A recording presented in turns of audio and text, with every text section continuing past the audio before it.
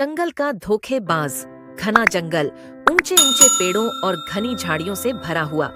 यहाँ के राजा थे शेरमय, शक्तिशाली और निडर। उनके शासन में हाथी, झेबरा, हिरण, बंदर और लोमड़ी जैसे कई जानवर सुख शांति से रहते थे। लेकिन इस शांति के पीछे एक काला साया मंडरा रहा था।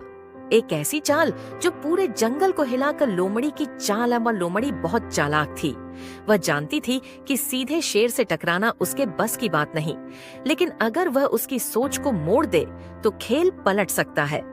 उसने धीरे धीरे शेर का विश्वास जीत लिया। वह हमेशा मीठी मीठी बातें करती और शेर को यकीन दिलाती कि वह ही उसकी सच्ची सलाहकार है। एक दिन लोमड़ी ने अपनी चाल को अंजाम देने का फैसला किया। उसने जंगल में अफवाह फैलाई कि शेर की शक्ति कम हो रही है और बाकी जानवर अब उससे खुश नहीं हैं। फिर वह शेर के पास गई और धीमी आवाज में बोली, महाराज, मुझे कुछ बहुत बुरी खबर मिली है। कोई है जो आपको हटाकर जंगल का नया राजा बनना चाहता है। शेर चौकन्ना हो गया। उसकी आंखों में गुस्से की ज्वाला भड़क उठी। कौन है वो? शेर गरजा।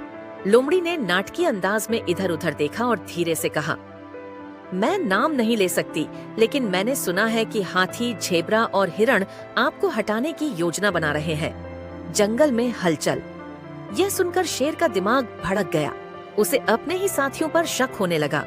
उसने जंगल के बाकी जानवरों से दूरी बना ली और अकेला रहने लगा। इस बीच लोमड़ी धीरे धीरे जंगल के जानवरों को डराने लगी कि शेर अब पहले जैसा नहीं रहा। फिर एक दिन शेर ने अचानक एक बड़ा ऐलान कर दिया, जो भी मेरे खिलाफ षड्यंत्र कर रहा है उसे इसकी सजा मिलेगी। जंगल में खलबली मच गई। हाथी, झेबरा और हिरण घबरा गए। सब सोचने लगे कि यह अफवाह आखिर फैलाई किसने। सच्चाई का पर्दाफाश। बंदर बहुत होशियार था। उसने चुपचाप लोमड़ी की हरकतों पर नजर रखी। एक रात उसने लोमड़ी को कुछ जानवरों से फुसफुसाते हुए सुना, देखना, बस कुछ ही दिनों में शेर खुद ही जंगल छोड़ देगा और फिर हम अपनी चाल में कामयाब हो जाएंगे। बंदर ने बिना देर किए यह बात शेर को बता दी। शेर को जैसे ही एहसास हुआ कि वह धोखे का शिकार हुआ है, उसकी आंखों में गुस्सा भड़क उठा। उसने तुरंत लोमड़ी को बुलवाया। क्यों लोमड़ी, तुमने सोचा था कि तुम्हारी साजिश पकड़ी नहीं जाएगी? शेर गरजा। लोमड़ी